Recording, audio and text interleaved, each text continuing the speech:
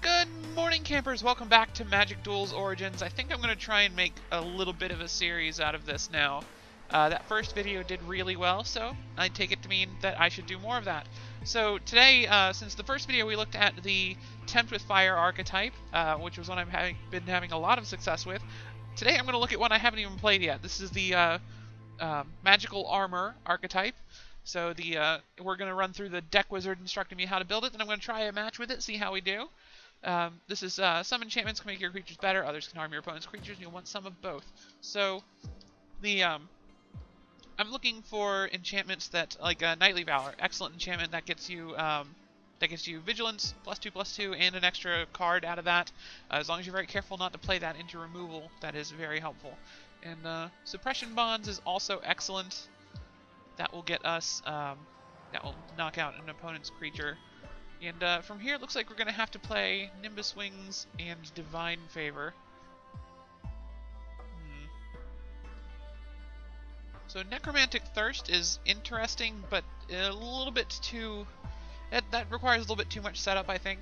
You got to get cards into your graveyard in order before this pays you back at all, and it doesn't give any bonus to the creature it's on. But Nimbus Wings and Divine Favor can certainly help out your creature. I think I like Nimbus Wings a little bit more. It is much more of a clock on your opponent. So we're going to have 4 of those and leave Divine Favor on the sideboard there.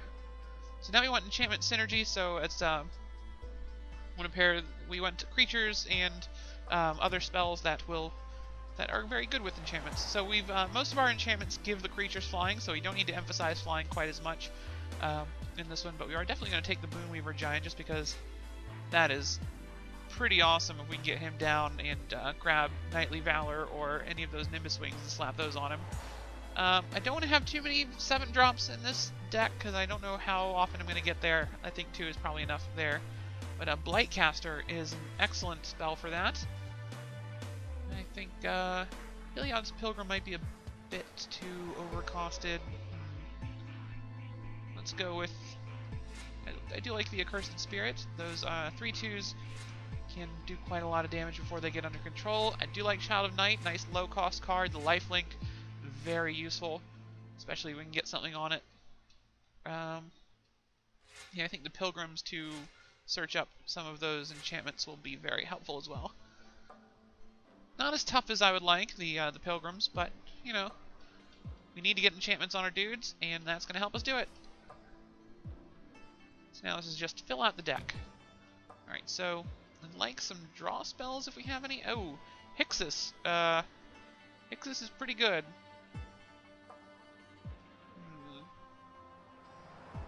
Let's see, I definitely need a better low end, so I think the Knight of the White Orchid is going to go in. The Knight of the White Orchid is a Magic Origins card. That's one I've picked up since then, so that one's not going to be in your pool if you're building this out of just the cards to start with, but that's okay. And Hixus is much the same. We're going to take both of... I've got 2 Hixuses? Okay, we're going to take both Hixuses. Hixai. I don't think I want to do the Corpse Hauler plan. I'm not planning to get that many things into my graveyard. Juggernaut could be pretty fun, especially if we can get some equipments on them, get them flying.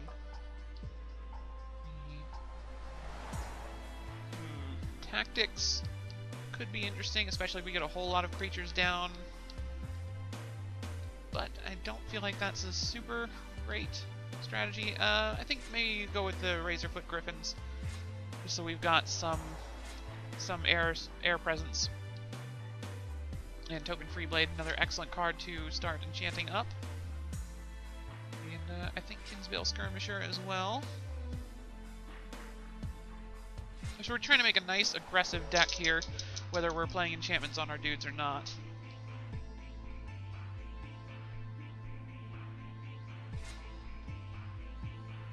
See, I like the Kinsbale Skirmisher because he comes down, he pumps your guy, and then you get the 2/2 still around as well. I don't think I want the Suntail Hawk. He's not quite good enough to get in there. But I think one Divine Favor is going to make the cut here. Anything else I want to change?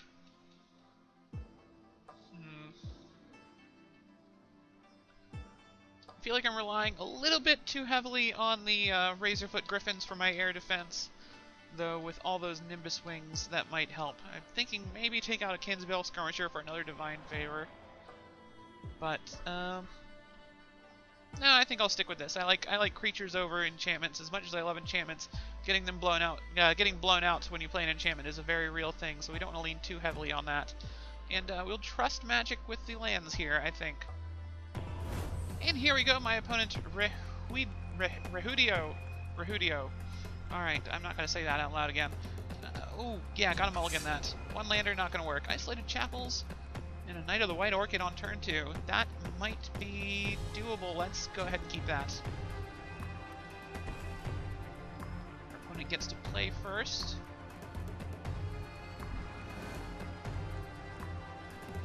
Let us throw down the Isolated Chapel, and we will drop our planes on the next turn. We don't have a turn 3 play, so it might actually be wise to wait and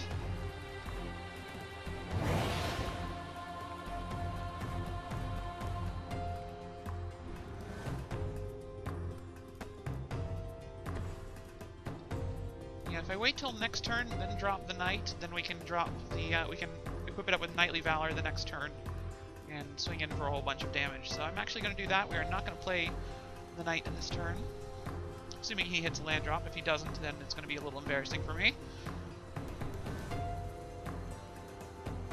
Hit your land.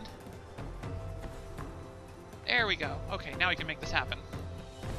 So we're going to do Knight of the White Orchid. Beautiful. Into Knightly Valor. He's enchanting up the little guy. Very interesting.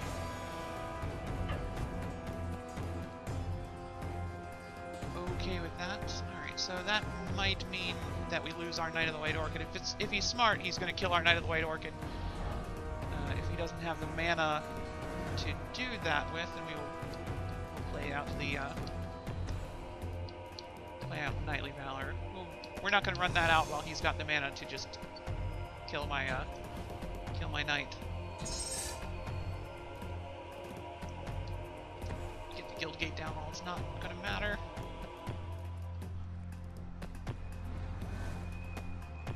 Alright, so a little bit of ramp there, so that's not something this deck is going to be able to do very often. Oh, and he tapped out for Juggernaut. Oh, wow.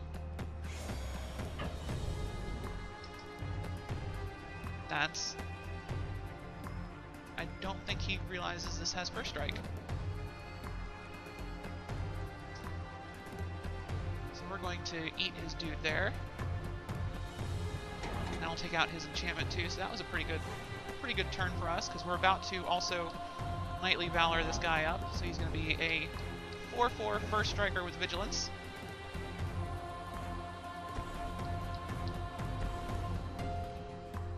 We've also got a 2/2 Vigilance on top of that.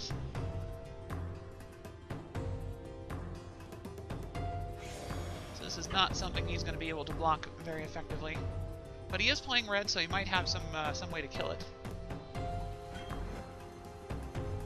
It's not going to go well for you. My opponent may not understand how First Strike works.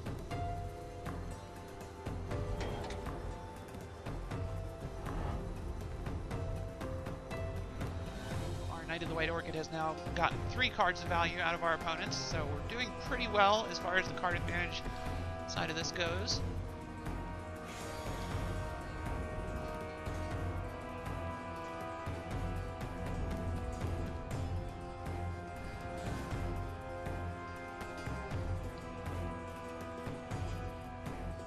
So I suspect I'm going to be playing the Juggernaut. Actually, Spirit's guaranteed to get in the turn after this, so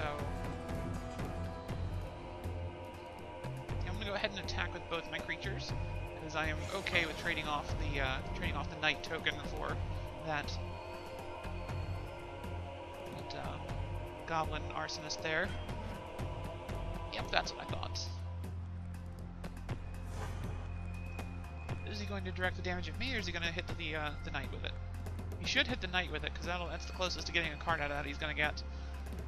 Otherwise, he's taking a bunch more damage next turn. Yeah, Okay, cool. He's taking out the knight. We're going to... What's he more likely to be able to block next turn? If he plays something with at least 3 power, then the Juggernaut's just going to run into that and die. So yeah, let's get the Spirit down. The chances of him playing an artifact creature here probably pretty slim, unless he poops out some Thopters.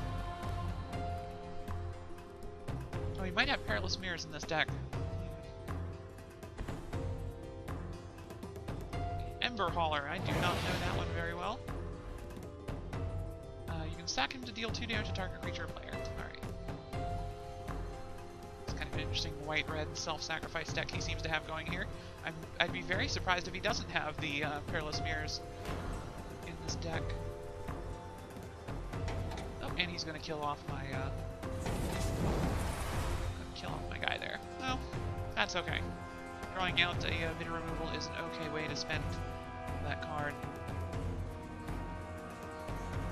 So I've got 7 mana this turn. And both things in my hand, all 3 things in my hand cost 4.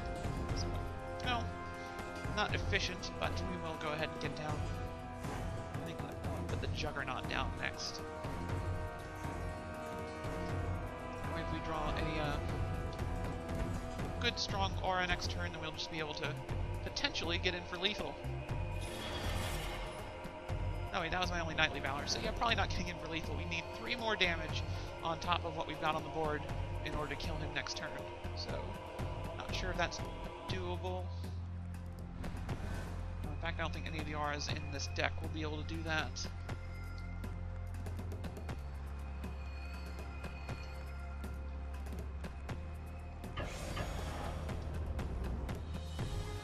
But we are going to get in for 9.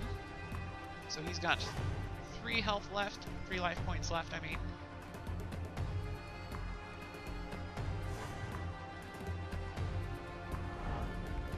And now it's just a question of will he draw something to get him out of this. So I think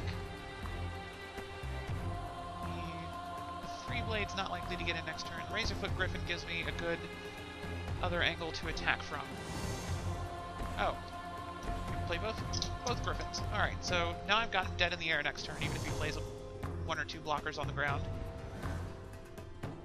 So he's got to come up with a pretty good draw here to pull this one off. Even if he wipes my board, I've still got the Free Blade in my hand, and that's a good start. Getting back on top of things. He's going to kill one of my creatures. Alright. Okay with that. I think we've got this in the bag now. Just gonna go for the win here. He's got no cards in hand, so I think that's pretty much it.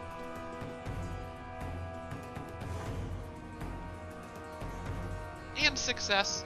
So that was the that was the magical armor deck archetype, and yeah, it was pretty fun. The Vigilanced up Knight was definitely a big part of us getting to the victory that fast there, but yeah, if you can build a nice aggressive deck out of that archetype, and it's surprisingly good, even tackling that red-white we went up against. So here we go. What do we have today? Another Molten Vortex. I do like that card. That's going to go and get slammed straight into our red-black deck. Cruel Revival. I need that for a blue-black deck. Anyway, so our cards here, we've got Grasp of the Hieromancer, which is going to go straight into that deck that we were just playing. That is an aura that is 1 and a white for enchanted creature, gets 1/1 and has whenever they attacks, tap target creature defending player controls. So it can get some of your opponent's creatures out of the way. It's very nifty. Eyeblight Assassins, 2 and a black, and gives target a creature an opponent controls -1/-1 until end of turn. If you're playing against an opponent with a lot of X1s, that can do a lot of damage really quickly. So actually a pretty darn good card against black, interestingly enough, because they've got a lot of X1s. Guardian Automaton gives you 3 life whenever it dies. That's very useful if you can bring it back from the graveyard anyway. Just keep getting the 3 life and trading it off for decent sized creatures, because it is a 3/3 for 4, which is not easy to come by outside of green. We've got Ghirapur Aether Grid, so that deals 1 damage to target creature or player when you tap 2 untapped artifacts you control. I don't think I have an artifact deck at any in any of my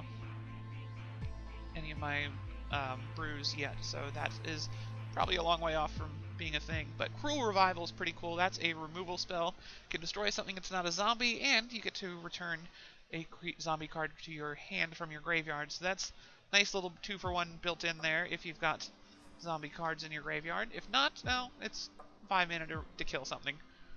And Molten Vortex lets you discard land cards to do 2 damage to target creature or player, which is a very good way to get rid of your extra land in a deck that doesn't need them, like the red-black deck we were playing last week. Anyway, that's going to be it for me. Thank you so much for watching, and I will see you all next time. Have a great day.